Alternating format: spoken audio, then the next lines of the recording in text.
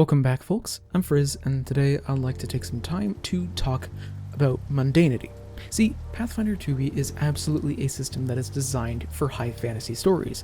People can quite literally jump over buildings at high levels, and both PCs and NPCs are capable of insane feats of both physical and magical strength. Often this leads to crazy over-the-top stories being told, but I think that it's pretty vital to remember to take a step back sometimes and look at the smaller things.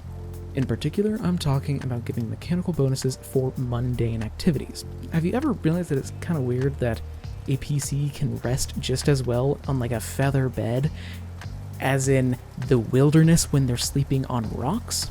There are absolutely RP consequences and reasons not to sleep on rocks, but a good night's rest can make all the difference in the world in like real life, so it's kind of weird that there isn't any kind of actual mechanical repercussions or benefits for going out of your way to get little mundane stuff. This video is about giving small mechanical bonuses for that mundane stuff. A perfect example that may or may not have inspired this entire video is the meals that are introduced in the Kingmaker companion guide. Effectively, you can spend a few hours cooking something, use up some special ingredients, and then anyone who eats what you cooked gets some kind of bonus depending on your role. It can also get a penalty if you roll really bad. The rewards that PCs get for doing this is not huge, and in real life, realistically, yes, having a good cook will make a huge difference in morale. But you know, it's just a fun way to reward someone for taking a skill that realistically would be very, very useful, but mechanically doesn't really do anything. There's a ton of different meals that are included in the companion guide, and they're all lots of fun. And don't think that these are overpowered or anything. Many of the lower level meals are just small boosts to, like, I don't know, a couple of saving throws every day. The only meal that everyone knows from the start of the game is the hearty meal, which just gives you a +1 bonus on your next couple of saving throws if you make it well. And I mean, yes, of course the high level meals can give really strong boosts, but they are dramatically harder to create. And part of the difficulty in creating these meals is actually getting your hands on the ingredients. If you want to make some super spicy wings and thighs that give fire resistance to the party, then you've got to get your hands on some really good spices, and those might not always be in stock, and you might not be able to get a huge amount of them. The stronger the meal, often more esoteric the ingredients get. Like, as an example, the black Lenorm stew is the highest level meal statted out by Paizo, and it's really, really good. But think about it. How are you going to get your hands on Lenorm meat? Lenorms are terrifyingly powerful dragons that curse the person who kills them.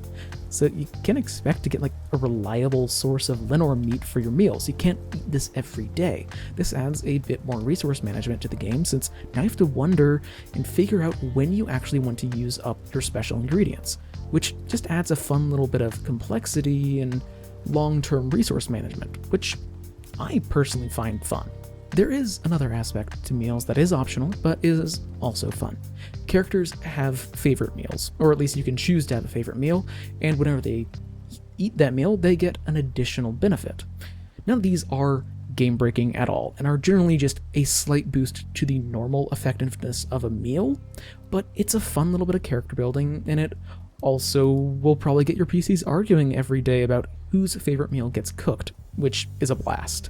Of course, the cook is the one who actually decides. Now though, this video isn't about food, now is it? I guess that my point is that the cooking subsystem is a great example of how small boosts to characters can just add a lot of fun. You don't get more resistant to fire just because, you know, like the hot sauce you used for your wings is magical or anything. It's just a fun little boost that you get from role-playing more parts of your characters' lives, and in all likelihood, getting to know them better. Just as an example that you might be able to use in your games, if you want to encourage your party to get more of a actual settled base of operations and not just wander around killing things with actually no home to return to, imagine this. Let your party know that if they take the time and gold to furnish a building the way they like it and really get it comfortable, then once a session, whenever they rest there, they get an extra hero point to use for that session. It's not game-breaking in the slightest, but it's a fun way to represent how it just isn't the same if you sleep anywhere that isn't your own bed in your own home. It's just a fun way to make the characters and the players themselves more attached to the game world. I do hear some of you asking why this is important in the slightest, and you'd be right to think that for some campaigns. Some campaigns are just grand in scope, and like every single way, doing small mundane stuff like this just doesn't really fit. In my experience though, most campaigns aren't always like that, and a fun way to relax and subsystem like these are a great way to encourage that kind of behavior in your party. Finally, I just think that giving mechanical bonuses for mundane roleplay is an amazing way to encourage your party to dive into it and really get invested in the story. If they get mechanical boosts for eating good food, then your party is probably going to be looking out for ingredients everywhere they go and trying to find things that taste good. If your party gets boosts for resting at their house or something, then they're going to get way more emotionally invested if, that house ever happens to be damaged.